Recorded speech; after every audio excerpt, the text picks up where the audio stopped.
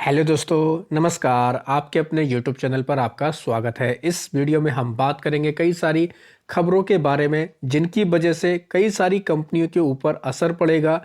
America में जो US Fed की मीटिंग थी वहां से भी आउटकम आ चुका है, उसकी वजह से भी पूरे बाजार पर कई सारे सेक्टर पर असर पड़ेगा। एएसएम लिस्ट भी आ चुकी है, तो सभी चीज़ों को इस वीडियो में हम डिस्कस करेंगे। वीडियो शुरू करने से पहले कहना चाहूँगा, अगर किसी ने चैनल पर फर्स्ट टाइम विजिट किया है तो चैनल को सब्सक्राइब कर लें और बेल आइकन को जरूर दबा लें। सबसे पहले बात करेंगे अमेरिका के बाजार डाउ जोन्स के बारे में। डाउ जोन्स में अच्छा खासा मोमेंटम देखने को मिल रहा है क्योंकि अमेरिका में यूएस फेड की जो मीटिंग थी उसका आउटकम आ चुका है। अगर देखा जाए दोस्तों, अमेरिका में 25 बेसिस पॉइंट के आधार पर इंटरेस्ट रेट को कट किया गया है, यानी कि 2025 में देखें तो ये हम लोग को तीसरी बार रेट कट होते हुए देखने को मिल रहा है।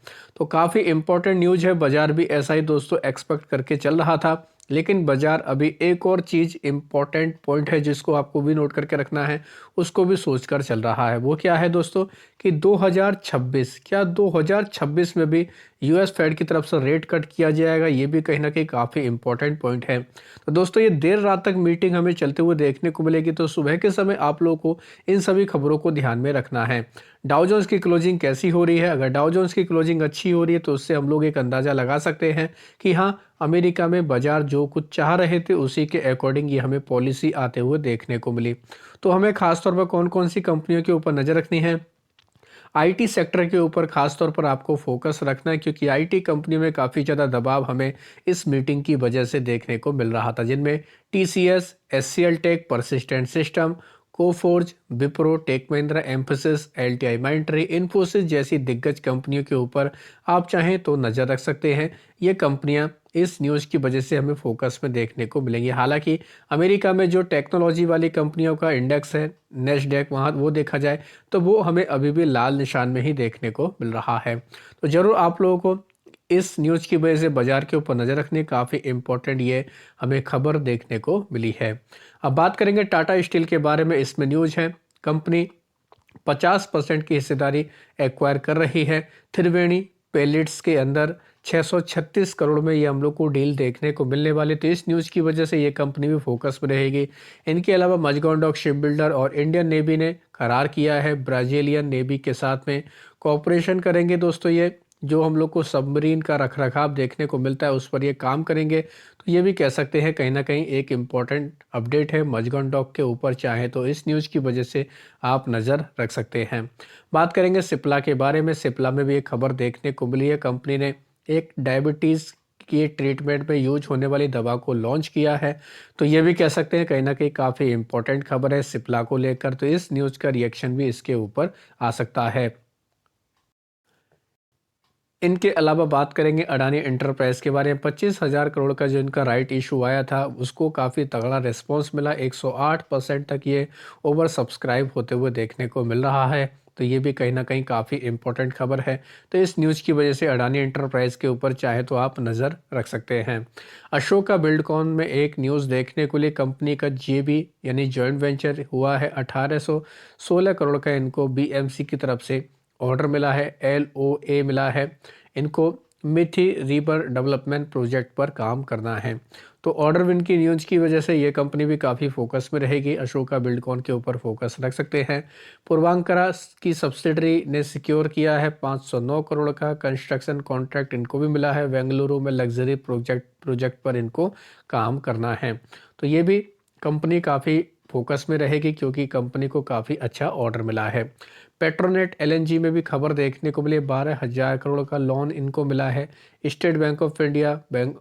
इनके अलावा बीओबी यानी कि बैंक ऑफ बड़ौदा की तरफ से जो कंसोर्डियम देखने को मिलता है। दहेज में इनका एक प्रोजेक्ट देखने को मिल रहा है, वहाँ पर इस पैसे से इनको काम करना है। तो पेट्रोनेट एलएनजी के लिए भी काफ़ी इंपॉर्टेंट ये खबर फिलहाल सामने आ रही है। इनके अलावा बात करेंगे इंडसइंड बैंक के बारे में। इंडसइंड बैंक ने जियो बीपी के साथ में करार करके UPI enable fuel lifestyle credit card launch किया है। तो ये भी एक कहीं ना कहीं कह सकते हैं इंडसइंड बैंक के लिए एक बड़ा अपडेट है। एलआईसी को मिला है डिमांड नोटिस 2,370 करोड़ का महाराष्ट्र अथॉरिटी के जरिए इनको ये ऑर्डर मिला है, तो ये भी कहीं न कहीं कह सकते हैं एलआईसी के लिए एक इम्पोर्टेंट खबर है, क्योंकि 2370 करोड़ काफ़ी ज़्यादा अमाउंट हो जाता है। बात करेंगे दोस्तों केईआई इंडस्ट्री के बारे में। कंपनी का फर्स्ट फेज़ का कमर्शियल प्रोडक्शन शुरू हो चुका है, जो इनका सनंत केबल प्लांट हमें देखने को मिलता है। तो यहाँ पर कंपनी का प्रोडक्शन शुरू हो चुका है, तो इससे कंपनी की काफ़ी ज़्यादा कैपेसिटी बढ़ जाएगी, तो कंपनी के लिए कहीं ना कहीं अच्छी खबर है। डीसीएम श्रीराम की बात करेंगे। इन्होंने दोस्तों एक करार किया है बेयर क्रॉप साइंस लिमिटेड के साथ में।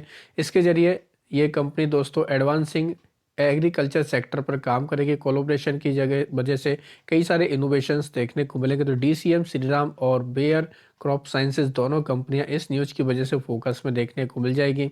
हम लोगों को दोनों कंपनियों के बीच में ये एमओयू साइन होते हुए देखने को मिला। एलोलॉयड मेटल में भी एक खबर आई है।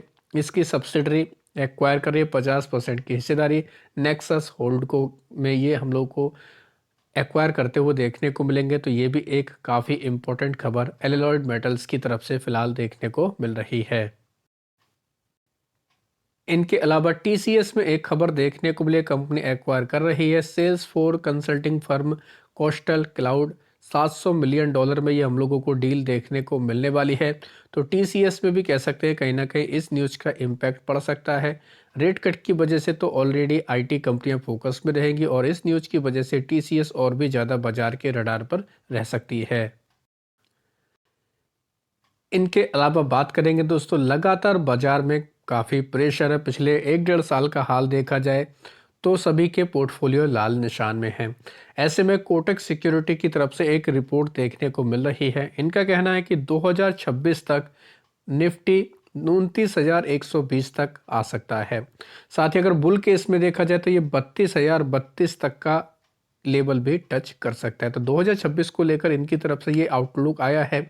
इनकी तरफ से साथ ही ये भी कहा जा रहा है कि जो हम लोग को BFSI, IT, health care, hospitality sector रहेगा, यहाँ पर इनके रिजल्ट भी थोड़े इम्प्रूव होते हुए देखने को मिल जाएंगे। तो क्या है इस रिपोर्ट में और कौन कौन से सेक्टर के बारे में इन्होंने कहा है, चाहे तो आप इस रिपोर्ट को भी डिटेल में जाकर पढ़ सकते हैं। इनके अलावा बात करेंगे एएसएम लिस्ट के बारे में। शॉर्ट टर्म का ये सर्कुलर है और सुबह बाजार ओपन होने के दौरान ये लागू हो जाएगा। कंपनियों के नाम पढ़ सकते हैं Dalmia industrial development, Epsom properties, LGT business connections, SRU steel Swagatam service limited का नाम है। इनके अलावा 8 कंपनी बाहर भी निकली हैं शॉर्ट टर्म की लिस्ट से, जिनमें BC power control, Jayant Infratech, Kesoram industry, Mish design, ओवेवेल foods, Pan electronics, Raghav productivity, Wellcure drugs pharmaceutical का नाम है। लॉन्ग टर्म की लिस्ट की अगर बात की जाए, यहाँ पर 3 कंपनी ऐड की गई जिनके नाम है Mish design limited, Pan electronics India limited और सेस्चल टेक्नोलॉजी लिमिटेड का नाम है। इनके अलावा 11 कंपनियों के प्राइस बैंड बदले गए, जिनमें आदि इंडस्ट्री का 5%, एल्प्स इंडस्ट्री का 5%, बीसी पावर कंट्रोल का 10%, कॉन्टिनेंटल कंट्रोल्स का 2%, केएसआर फुटवियर का 20%। इनके अलावा श्याम सेंचुरी फेरोज का 5% प्राइस बैंड देखने को मिल जाएगा। तो आप चाहें तो इन सभी खबरों को डिटेल में जाकर पढ़ सकते हैं, उसके अकॉर्डिंग अपनी रणनीति बना सकते हैं। तो आशा करता हूं दोस्तों आपको ये वीडियो अच्छा लगा होगा। वीडियो अगर पसंद आया तो चैनल को सब्सक्राइब कर लें, बेल आइकन को दबा लें, ज़्यादा से ज़्यादा लोगों में शेयर करें। धन्यवाद दोस्तों, बाय बाय।